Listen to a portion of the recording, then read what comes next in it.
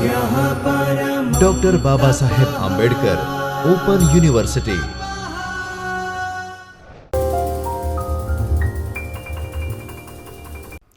નમસ્તે વિદ્યાર્થી મિત્રો, ડૉક્ટર બાબા સાહેબ આંબેડકર ઓપન યુનિવર્સિટીના અભ્યાસક્રમોમાં જો બીએમાં તમે અભ્યાસ કરતા હો અને મુખ્ય વિષય તરીકે અથવા તો ગૌણ વિષય તરીકે તમે પ્રથમ વર્ષમાં બીએમાં અર્થશાસ્ત્ર વિષય લીધો હોય તો તમારું પેપર છે ભારતીય અર્થતંત્રનો પરિચય. ભારતીય અર્થતંત્રનો પરિચય જ્યારે આપણે અભ્યાસ કરીએ છીએ ત્યારે તમને ખ્યાલ છે કે આપણે ઇન્ડસ્ટ્રીઝ, એગ્રીકલ્ચર અને ભારતના જુદા જુદા અર્થતંત્રના પાસાઓ વિશે આપણે અભ્યાસ કરીએ છીએ. અત્યારે જે આપણું સેશન ચાલુ છે એ છે ભારતના ઉદ્યોગો વિશે જાણવાનું. તો આનાથી પહેલાંના સેશનમાં તમે જોયું હશે કે ઉદ્યોગો એટલે શું, કોઈ પણ અર્થતંત્રમાં ઉદ્યોગોનું મહત્ત્વ શું હોય છે, ઉદ્યોગો કઈ રીતે વિકાસ દરને આગળ વધારી શકે છે. તો આ બધાઓ પાસેથી ઉદ્યોગ, એના માટે તમે સૌથી પહેલાં તો અર્થ સમજી શક્યા છો પેઢીનો, કે પેઢી અને ઉદ્યોગ વચ્ચે શું ડિફરન્સ છે, ઔદ્યોગિક ક્ષેત્ર એટલે શું. તો આ બધું હવે જે બેઝિક કહી શકાય એવું જાણ્યા પછી આજનું આપણું જે સેશન છે એ છે ખાસ કરીને ભારતના ઉદ્યોગો વિશે, કે ભારતમાં ઉદ્યોગોની શું સ્થિતિ છે, ભારતમાં નાના ઉદ્યોગ, મોટા ઉદ્યોગ, મધ્યમ ઉદ્યોગ, ગૃહ ઉદ્યોગ, આ બધાની શું સ્થિતિ છે, અર્થતંત્રમાં એનું શું યોગદાન છે.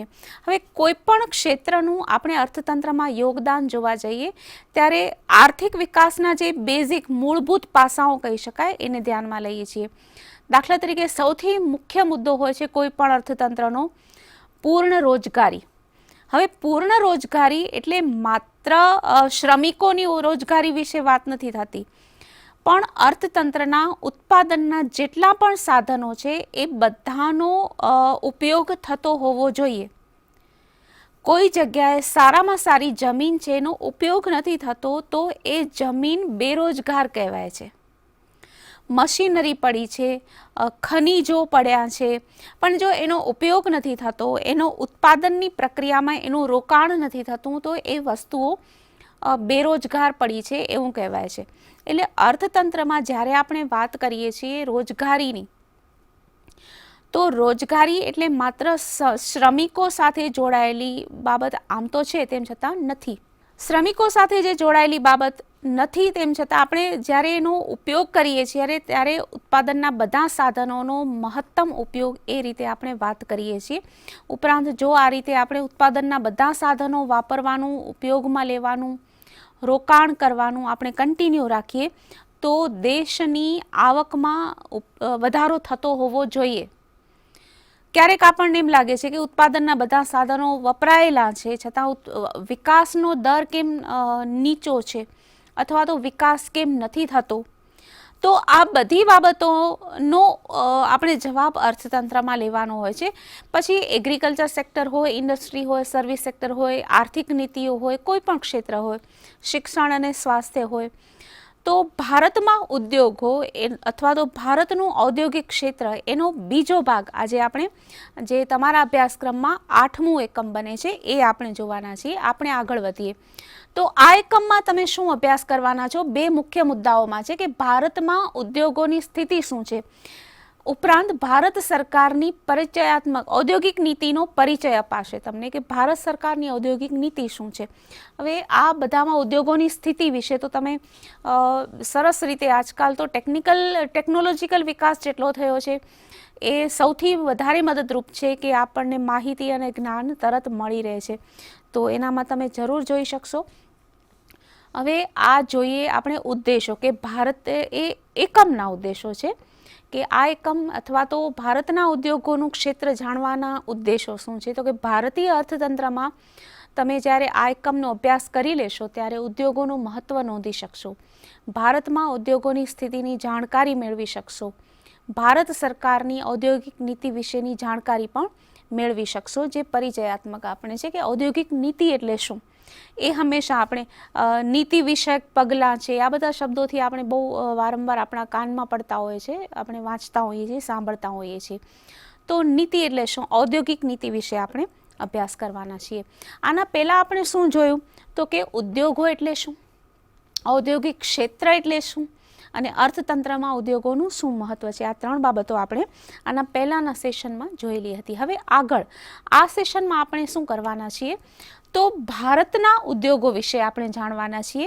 પછી ભારતમાં ઉદ્યોગોનું શું મહત્વ છે એ વિશે આપણે અભ્યાસ કરવાના છીએ અને ભારત સરકારની ઔદ્યોગિક નીતિ વિશે જાણવાના છીએ.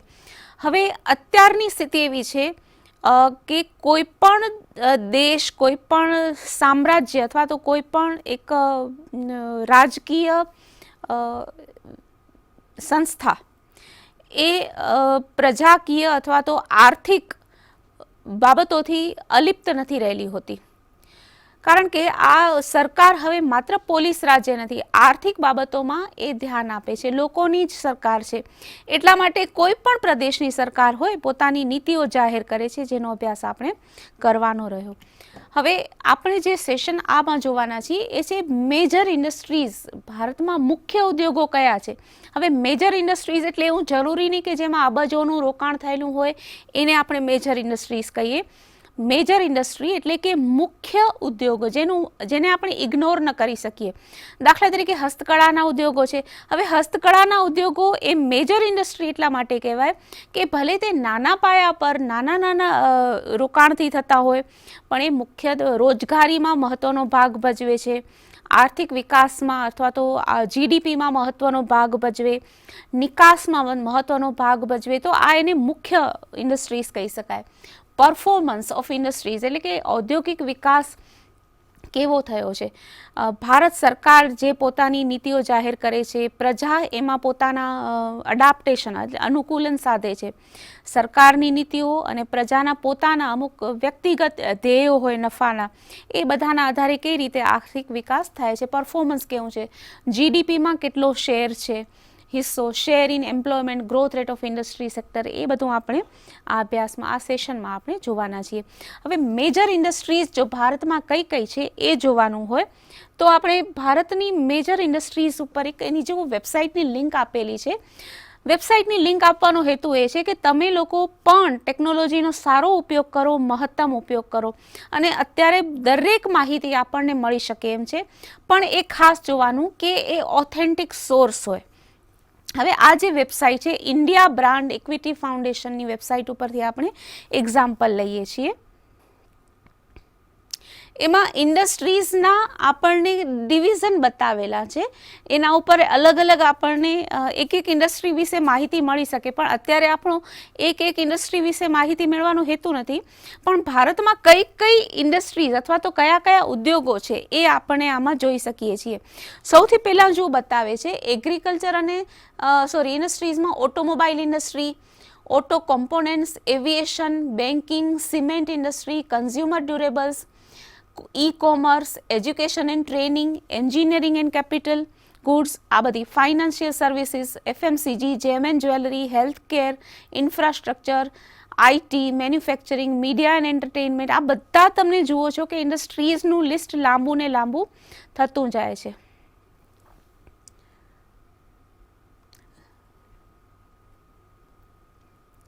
તો આ બધું તમે જોઈ શકો છો કે ઇન્ડસ્ટ્રીઝ વિશે જાણવું હોય તો એ અનલિમિટેડ સોર્સ આપણી પાસે રહેલા છે.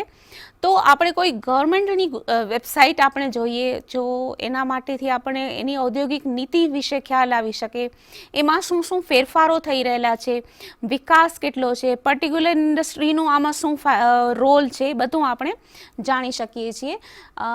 આગળ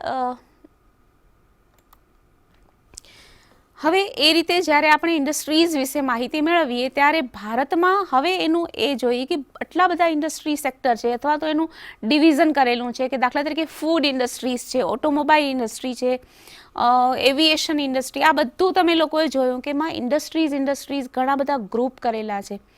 હેલ્થ કેરની છે, તો આ બધી પ્રોડક્ટ્સની છે, આ બધા ઉદ્યોગો મળીને ભારતનું ઔદ્યોગિક ક્ષેત્ર થાય છે.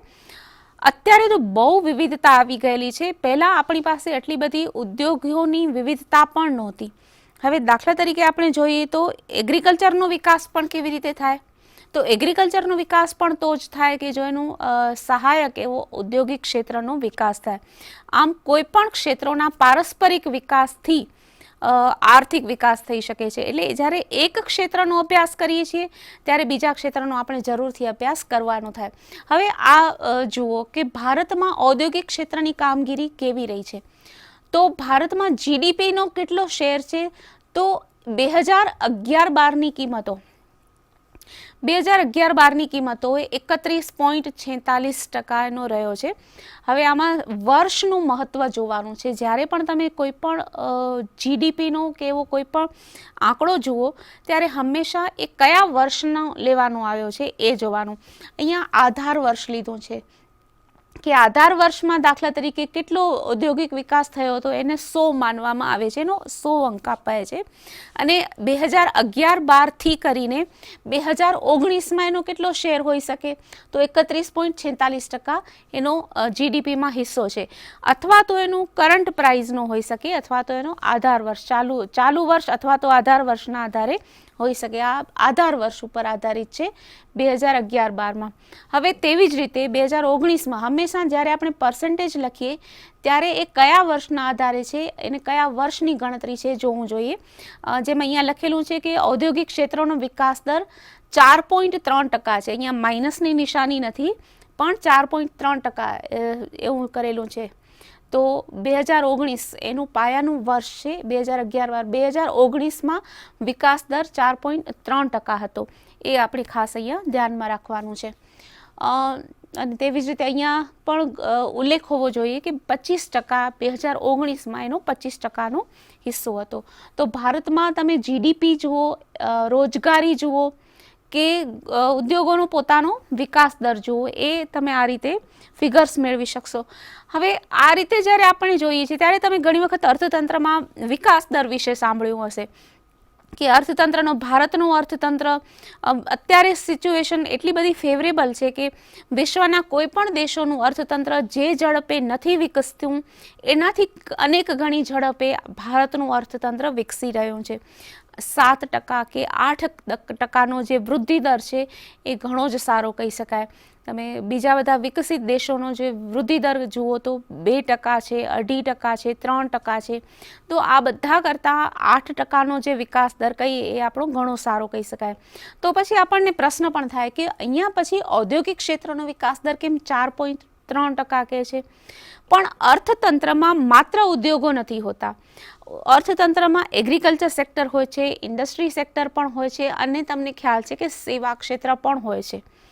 તો આ બધા ક્ષેત્રોના વિકાસમાં આપણે ઔદ્યોગિક ક્ષેત્રનો ફાળો કેટલો રહ્યો, તો ઉદ્યોગો 4.3%ના દરે વિકસી રહ્યા હોય છે.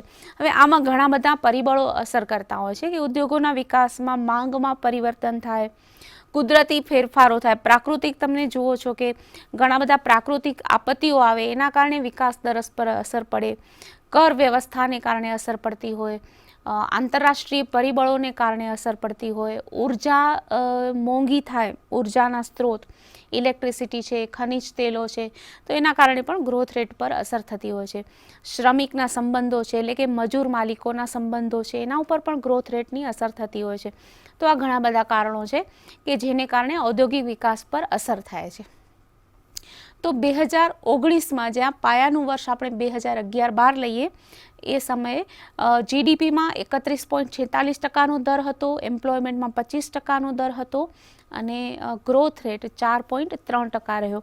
આગળ આપણે જોઈએ તો ભારત સરકારની ઔદ્યોગિક નીતિ વિશે જોઈએ. હવે ઔદ્યોગિક નીતિ એટલે શું?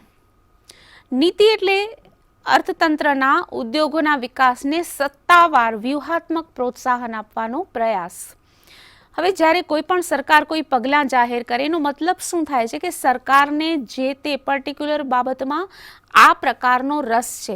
હવે દાખલા તરીકે કોઈ ઔદ્યોગિક ક્ષેત્રના કાચા માલનો ભાવ વધારો કરી નાખે અથવા તો એનો જકાત વેરો વધારી નાખે તો એનું સમજવાનું છે કે આ ઉદ્યોગોનો વિકાસ કરવાનો નથી.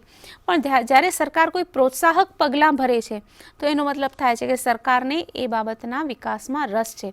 પણ એને સત્તાવાર અને વ્યૂહાત્મક એટલે શું કે જ્યારે સરકારને એવું થાય કે બેરોજગારીનું પ્રમાણ વધી ગયું છે અને રોજગારનું પ્રમાણ વધારવાનું છે તો એનો વ્યૂ એવો હોય કે શ્રમ પ્રધાન ઉત્પાદન પદ્ધતિ અપનાવતા ઉદ્યોગોને પ્રોત્સાહન આપવું. પછી ક્યારેક એવી નીતિ હોઈ શકે કે નિકાસ ઘટી ગઈ છે અથવા તો નિકાસ આવક વધારવી છે, તો સરકારનો વ્યૂહ એવો હોઈ શકે કે નિકાસ કઈ કઈ વસ્તુઓની, ઔદ્યોગિક વસ્તુઓની નિકાસ થાય છે, જે ઉદ્યોગો નિકાસ કરે છે એ ઉદ્યોગોને પ્રોત્સાહન આપવું, એના માટેની વ્યાજના દરો છે, કરવેરા છે, એ બધા હળવા કરે. પછી ક્યારેક એવો પણ વિચાર આવે કે દાખલા તરીકે કોઈ પ્રદેશ અથવા તો કોઈ એરિયા, કોઈ વિસ્તાર પછાત રહી ગયો છે, તો એ પ્રદેશનો વિકાસ થાય, તો એ પ્રદેશમાં ઔદ્યોગિક વિકાસ થાય એવો વ્યૂહ ઘડે અથવા તો એવી નીતિ જાહેર કરે, તો એ પ્રદેશમાં જે ઔદ્યોગિક વિકાસ થાય તો એને પ્રોત્સાહન આપે. આમ ખાસ કોઈ વ્યૂહ સાથે, કોઈ હેતુ સાથે જે સત્તાવાર પ્રોત્સાહન અપાય છે એ ઔદ્યોગિક નીતિ કહેવાય છે. તો દાખલા તરીકે જાહેર ક્ષેત્રની નીતિ હોય, એગ્રીકલ્ચર સેક્ટરને લગતી નીતિ હોય, સેવા ક્ષેત્રને લગતી નીતિ હોય, શિક્ષણને લગતી નીતિ હોય, આમ ઘણી બધી નીતિ હોય છે. એના પાછળ કોઈ ખાસ ઉદ્દેશ હોય છે. તો આ ઉદ્દેશો હોય છે કે જેના આધારે વ્યૂહાત્મક પ્રોત્સાહન આપે છે સત્તાવાર. અર્થતંત્રના ઉદ્યોગોના વિકાસને સત્તાવાર વ્યૂહાત્મક પ્રોત્સાહન આપવાનો આ પ્રયાસ છે. હવે એના હેતુઓ શું હોય છે? તો હેતુઓમાં પેઢીઓની કાર્યક્ષમતા અને સ્પર્ધાત્મકતા સુધારવી. દાખલા તરીકે ઘણી વખત તમે સાંભળો છો કે અમુક પેઢીઓ ખોટ કરતી હોય. ઘણી બધી પહેલાં તો જાહેર ક્ષેત્રના પણ ઉદ્યોગો ખોટ કરતા હોય એવા હોઈ શકે, ખાનગી ક્ષેત્રના ઉદ્યોગો પણ ખોટ કરતા હોય એવા હોઈ શકે. તો એવી સ્થિતિમાં પેઢી જ્યારે ખોટ કરે છે ત્યારે માત્ર આવકનો પ્રશ્ન નથી હોતો કે ચાલો આ પેઢી ખોટ કરે છે તો તરત જ એનો ધંધો બદલાવી દેવો. તમે ઘણી વખત અવારનવાર નાના નાના વેપારીઓ પાસેથી કે એવું બધું સાંભળ્યું હશે કે એણે ધંધો બદલાવ્યો, એનો વ્યવસાય બદલાવ્યો, તો એનું ઘણા બધા કારણો હોય. પણ જ્યારે મોટી કંપનીઓ, મોટી પેઢીઓ એવું કરતી હોય ત્યારે તરત જ અને સડનલી ઉત્પાદન બંધ કરવાનો નિર્ણય નથી લઈ શકાતો, કારણ કે એના અમુક ગ્રાહકો તો હોય છે. એ ગ્રાહકોની માંગ પછી આ ઉદ્યોગ બંધ થાય તો કેવી રીતે દાખલા તરીકેની જરૂરિયાત પૂરી પાડી શકાય. તો તેવી રીતે એમાં અમુક એમ્પ્લોઈઝ, એમાં કામ કરતા કર્મચારીઓ પણ સંકળાયેલા છે. એટલે તરત જ જ્યારે કોઈ ઉદ્યોગ બંધ કરવાનો નિર્ણય આવે, ધારો કે કોઈ ખોટ કરતી પેઢી છે, તો એ બધા શ્રમિકોનું શું? કાચો માલ પડ્યો હોય, તૈયાર માલ પડ્યો હોય, ઘણા બધા આ બધા આર્થિક પાસાઓ પર વિચાર કરવાનો હોય છે. એના પહેલાં એવું વિચારાય કે આ પેઢીની કાર્યક્ષમતા અથવા તો ઉત્પાદન ક્ષમતા કેવી રીતે સુધારાય કે જેથી કરીને કર્મચારીઓને નો રોજગાર ટકે, કદાચ વધારે રોજગાર આપી શકાય, માંગ પૂરી કરી શકાય. આ બધા કારણો છે કે જેથી કરીને સદંતર બંધ કરવા કરતાં એ પેઢીની કાર્યક્ષમતા સુધારવાનો હેતુ હોઈ શકે. તો પેઢીઓની કાર્યક્ષમતા અને સ્પર્ધાત્મકતા સુધારવી. હવે સ્પર્ધાત્મકતા સુધારવી એટલે શું? સ્પર્ધાત્મકતા સુધારવી એટલે અત્યારે તમે જોઈ શકો છો કે ભારતના ઉદ્યોગોની સ્પર્ધા માત્ર ભારતના જ ઉદ્યોગો સાથે નથી. ભારતના ઉદ્યોગોની સ્પર્ધા સમગ્ર વિશ્વના ઉદ્યોગો સાથે છે. આપણે જોઈએ છીએ કે આપણે ભારતમાં બનતી વસ્તુઓ પણ હોય છે બજારમાં અને વિદેશથી આવેલી વસ્તુઓ પણ બજારમાં હોય છે. બંનેમાંથી કઈ વસ્તુ ખરીદવી એ ગ્રાહક ઉપર આધાર છે. તો વૈશ્વિક સ્તરે કારણ શું છે કે મુક્ત વેપાર, વૈશ્વિકરણ, ગ્લોબલાઇઝેશન, આપણે જે બધી આ ઔદ્યોગિક નીતિ છે, જે ઉદારીકરણની નીતિ, એ બધાના કારણે આપણે ભારતના ઉદ્યોગોને પણ સ્પર્ધા કરવાની હોય છે વિદેશીઓ સાથે, વિદેશી ઉદ્યોગો સાથે પણ. તો સ્પર્ધાત્મકતા સુધારવી જોઈએ. પછી પ્રોટેક્શન આપીએ, ધારો કે ભારત સરકાર કોઈ પ્રોટેક્શન આપે, એનો મતલબ એવો નહીં કે કોઈ પણ ભારતના ઉદ્યોગો છે એ કોઈ પણ નિમ્ન ગુણવત્તાવાળી વસ્તુઓનું ઉત્પાદન કરીને ભારતના નાગરિકોએ ફરજિયાત ખરીદવી જ પડે, એવું નહીં. એના કરતાં ભારતના ઉદ્યોગો પણ સ્પર્ધાત્મક બને, સારી ગુણવત્તા આપે, નિયમિત પુરવઠો આપે, એ બધી બાબતોને ચકાસતા જે નીતિ જાહેર કરાય એ ઔદ્યોગિક નીતિ છે. બીજો મુદ્દો હેતુ છે રોજગારનું સર્જન કરવું. જ્યારે કોઈ પણ સરકાર ઔદ્યોગિક નીતિ જાહેર કરે છે ત્યારે એનો હેતુ હોય છે રોજગાર સર્જન કરવું. કોઈ પણ આર્થિક નીતિનો અલ્ટિમેટ એમ હોય છે રોજગારનું સર્જન કરવું, ઉપલબ્ધ ઉત્પાદન સાધનોનો મહત્તમ ઉપયોગ કરવો, જેમાં આપણે થોડી વાર પહેલાં વાત કરી હતી કે રોજગાર એ માત્ર અહીંયા ભલે આપણે કહી શકીએ કે રોજગાર એટલે શ્રમિકોને અપાય છે એ રોજગારીનું સર્જન કરવું, વધારે ને વધારે લોકોને કામ મળે, કારણ કે બેરોજગારી છે માત્ર આર્થિક નુકસાન નથી, સામાજિક નુકસાન પણ છે. તમને કદાચ ખ્યાલ હશે કે જેટલા અસામાજિક ક્રિયાઓ થાય છે, પ્રવૃત્તિઓ થાય છે, એની પાછળ શિક્ષિત બેરોજગારીનું પ્રમાણ વધારે હોય છે. એટલે જ્યારે શિક્ષિત લોકોને બેરોજગારી ન મળે ત્યારે અસામાજિક પ્રવૃત્તિઓ વધી જતી હોય છે. તો સામાજિક પાસાઓને પણ ધ્યાનમાં રખાય છે જ્યારે રોજગાર સર્જન કરવાની બાબત આવે ત્યારે. એટલે રોજગારીનું સર્જન કરવું એ એક હેતુ હોય છે. પછી જોઈએ ઉત્પાદન, ઉત્પાદકતા અને નિકાસમાં વધારો કરવો. ભારતના ઉદ્યોગો જ્યારે નિકાસ કરવાનું ઉત્પાદન કરતા હોય, જે એમાં રોકાયેલા સાધનોની ઉત્પાદન ક્ષમતાની બાબત આવે તો ઉત્પાદકતાની બાબત આવે. ઉત્પાદન કેમ વધે? ઉત્પાદન વધે જ્યારે આ જ કાચા માલથી વધારે ઉત્પાદન કરી શકાય, કારણ કે ટેકનોલોજી એડવાન્સ્ડ હોય. તો આ બધા દાખલા તરીકે એવું સરકાર જાહેર કરી શકે છે કે ઉર્જાની બચત કરવા માટે જે લોકો સોલર એનર્જી ઉપયોગમાં લે એ ઉદ્યોગોને પ્રોત્સાહન આપે અથવા તો કરવેરામાં રાહત આપી શકે. તો આ બધી બાબતોને જોતા આ રીતે ઔદ્યોગિક નીતિ જાહેર થાય છે. અને સ્વાભાવિક છે કે મુખ્ય ધ્યેય હોય છે લોકોના જીવન ધોરણને ઊંચું લાવવું અને આર્થિક વિકાસ કરવો, એ ખાસ કોઈ પણ સરકારનું હેતુ હોય છે. આગળ આપણે જોઈએ તો ભારત સરકારની ઔદ્યોગિક નીતિ. હવે સૌથી પહેલાં ઔદ્યોગિક નીતિ એટલે શું એ વિશે તો આપણે અભ્યાસ કર્યો જ છે, પણ એમાં જુઓ અહીંયા મેં 3 મુદ્દાઓ આપેલા છે: 1948ની નીતિ, 1977ની નીતિ અને 1991ની નીતિ.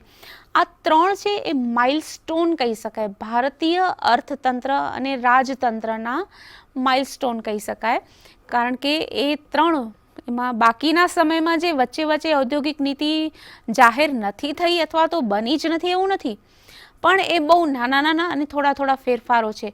મુખ્ય જે આખો સરકારનો અથવા તો ભારતીય અર્થતંત્રનો આખી દિશા બદલે એવા આ 3 મુખ્યત્વે ઔદ્યોગિક નીતિ ના માઇલસ્ટોન કહી શકાય, જેનો આપણે અહીંયા બહુ ઓછો એવો પરિચય લેશું. કારણ કે આપણે જ્યારે અત્યારે 2020ની વાત કરતા હોઈએ કે ભવિષ્યની વાત કરતા હોઈએ ત્યારે આપણી સમક્ષ જે પ્રકારનું વાતાવરણ છે, આપણી સામે જે ઉદ્યોગો છે, એનો ઇતિહાસ શું હતો, એ ઔદ્યોગિક નીતિ શું હતી, કેવી રીતે તેમાં ફેરફારો આવ્યા, એનો થોડો પરિચય લેવો જરૂરી બને છે. હવે સૌથી પહેલાં જોઈએ 1948. અત્યારે તમે જુઓ કયા ક્ષેત્રનું પ્રભુત્વ છે અર્થતંત્રમાં, ઉદ્યોગોમાં, ઔદ્યોગિક ક્ષેત્રમાં. અર્થતંત્રમાં તો શબ્દ યોગ્ય કદાચ વધારે યોગ્ય રહેશે કે ઔદ્યોગિક ક્ષેત્રમાં ખાનગી ક્ષેત્રનું વધારે મહત્વ છે કે જાહેર ક્ષેત્રનું. મોટાભાગના એન્જિનિયરિંગ પ્રોડક્શન કરતા અથવા તો કન્ઝ્યુમર ગુડ્સનું, કન્ઝ્યુમર ડ્યુરેબલ્સનું પ્રોડક્શન કરતા જે પણ હેવી ઇન્ડસ્ટ્રીઝ છે, આ બધા ઉદ્યોગોમાં ખાનગી ક્ષેત્રનું પ્રભુત્વ છે, ખાનગી ક્ષેત્રનું વધારે રોકાણ છે. તમને થોડોક એવો વિચાર આવી શકે કે દાખલા તરીકે આપણે જે બ્રેડ ખાઈએ છીએ અથવા તો બિસ્કિટ ખાઈએ છીએ અથવા તો ઘડિયાળ પહેરીએ છીએ, એ બધાની સરકારી બેકરી હોય અથવા તો ઘડિયાળ બનવાની સરકારી ફેક્ટરી હોય. પણ એવું હતું 1948માં એવી સ્થિતિ હતી કે જ્યારે જાહેર ક્ષેત્રનું પ્રભુત્વ હતું. કન્ઝ્યુમર ડ્યુરેબલ્સ છે, ટેલિવિઝન છે. અત્યારે આપણે જોઈએ, તમને થોડાક સમય પહેલાં તમને કદાચ ઘરમાં વાતો સાંભળતા હશો કે પહેલાં ખાલી દૂરદર્શનની ચેનલ આવતી. અત્યારે કેવી ચેનલો છે? દૂરદર્શન પણ છે, પણ બધી ખાનગી ચેનલો પણ છે. તો દરેક બાબતોમાં આપણી પાસે જાહેર ક્ષેત્રનું જ પ્રભુત્વ હતું. એક સમય એવો હતો કે આપણે જે હાથમાં ઘડિયાળ પહેરીએ છીએ એમાં HMTની પ્રોડક્ટ બહુ સ્ટાન્ડર્ડ મનાતી, હિન્દુસ્તાન મશીન ટૂલ્સની. તો એ પ્રોડક્ટ છે, અત્યારે તો આપણા કાનમાં પણ નથી પડતી એ પ્રોડક્ટ વિશે, પણ એ વખતે એક સ્ટાન્ડર્ડ કંપની હતી. એ પ્રકારે ભારતીય અર્થતંત્ર પર જાહેર ક્ષેત્રનું પ્રભુત્વ હતું. એટલે ઉદ્યોગો મોટા ભાગે જાહેર ક્ષેત્રની માલિકીના રહેતા. હવે એનું કારણ શું? અત્યારે પરિસ્થિતિ શું છે તમે આ વચ્ચેના થોડા આપણે 77ની ઔદ્યોગિક નીતિ થોડા સમય પછી સમજીએ, પણ 1948 અને અત્યારે તમે આધુનિક સમય જુઓ. 1991 પછી હું તમને વાત કરું, પણ જ્યારે 2001, 2005, 10, 15 અને અત્યારની સ્થિતિ જુઓ તો આખું પિક્ચર જ બદલાઈ ગયું છે કે સરકારના મોટા ભાગના લગભગ બધા ક્ષેત્રોમાં સરકારની સામે હવે ખાનગી ક્ષેત્ર સ્પર્ધા કરે છે. એટલે કે ખાનગી ક્ષેત્રનું હવે પ્રભુત્વ છે. ઔદ્યોગિક ક્ષેત્ર હોય એમાં ખાનગી ક્ષેત્રનું પ્રભુત્વ છે. અત્યારે બધું જ ઉત્પાદન ખાનગી ક્ષેત્ર દ્વારા થાય છે. તો આખું 360 ડિગ્રી એમાં ફેરફાર થયો છે. હવે એનું કારણ શું? 1948માં એવું શું હતું, પછી 1998, 1991 કે પછી 2018-19 એમાં એવી તો શું ચેન્જ થયો? તો તમને ખ્યાલ હશે કે જ્યારે ભારત સ્વતંત્ર થયું ત્યારે ભારતની પ્રજામાં શિક્ષણનું પ્રમાણ ઓછું હતું. રોકાણ કરવા માટે મોટા પાયા પર મૂડી જોઈએ તો મૂડી લાયક રોકાણ લાયક મૂડીનું પ્રમાણ ઓછું હતું. જુઓ અહીંયા ખાસ શબ્દ ઉપર ધ્યાન આપજો, રોકાણ લાયક મૂડીનું પ્રમાણ ઓછું. ભારતની પ્રજા બચત તો કરતી, સેવિંગ્સ હતી, પણ બેંકોમાં રોકાણ નહોતું. સોનું છે, જમીનો છે અને બીજી બધી બાબતો કે જેનાથી ઉત્પાદન વધે, રોજગાર વધે એવી બાબતોમાં રોકાણ ન હતું. તો આ પ્રકારે જ્યારે સરકારે માર્ગદર્શન આપવું હોય કે આ બધી બાબતોમાં સોનું લઈને ઘરે રાખીએ, જમીન લઈને રાખીએ, એમ નહીં, પણ આ રીતે જ્યારે ઉત્પાદક પ્રવૃત્તિઓમાં આપણે આપણી બચતોનું રોકાણ કરશું ત્યારે આપણે આર્થિક વિકાસ કરી શકીએ. પણ જ્યારે મૂડી રોકાણને લાયક બચત ન હોય ત્યારે સરકારે માર્ગદર્શકની ભૂમિકામાં આવવાનું હોય છે. સરકારે જ્યારે માર્ગદર્શકની ભૂમિકામાં આવવાનું હોય છે ત્યારે સરકાર જાતે ઉત્પાદક બને છે, પ્રોડ્યુસર બને છે, રોકાણ કરનાર બને છે અને ઉદ્યોગોની શરૂઆત કરે છે. ત્યારે આપણને ખબર નહોતી કે આપણી ખાનગી ક્ષેત્રમાં આપણે પોતાની બિસ્કિટની દુકાન અથવા તો ફેક્ટરી કરી શકીએ. એટલે સરકારે આપણને ગાઈડન્સ આપ્યું કે આ બેકરી શરૂ કરો. આપણને ખબર નહોતી કે આપણને એટલે પ્રજાને કે ઘડિયાળનું ઉત્પાદન કરીને વેચાણ કરી શકાય, તો સરકારે કર્યું. આ એક તમને નાના 2-3 ઉદાહરણો આપ્યા. હવે આગળ કયા પ્રકારની સ્થિતિ થઈ? તમે એ વખતની સ્થિતિમાં મેં શબ્દ વાપર્યો હતો કે પ્રજા શિક્ષિત નહોતી. પ્રજા જોખમ ઉઠાવી શકે એ પ્રકારની મેન્ટલ સેટઅપ વાળી નહોતી. રોકાણ થઈ શકે એવી બચત નહોતી. આ સ્થિતિ હતી. તમે અત્યારનું આર્થિક તંત્ર જુઓ, અત્યારની પ્રજાની સ્થિતિ જુઓ, અને આપણે આગળની ઔદ્યોગિક નીતિઓ વિશે અભ્યાસ જરૂર કરીશું. ત્યાં સુધી તમે વિચારો, તુલના કરો. બે સમયના બે બિંદુઓ છે. સ્વતંત્રતા સમયનો સમાજ, આર્થિક સમાજ, અને 2020નો આર્થિક સમાજ. એ બંનેનો તમે આર્થિક બાબતોમાંની તુલના કરો, મુદ્દાઓ નોંધ કરો, અને આપણે ફરીથી મળીએ, આ જ નીતિઓને સમજીએ. ત્યાં સુધીનો સમય તમારો ઘણો સારો રહે. શુભકામનાઓ. સ્વાધ્યાયઃ પરમઃ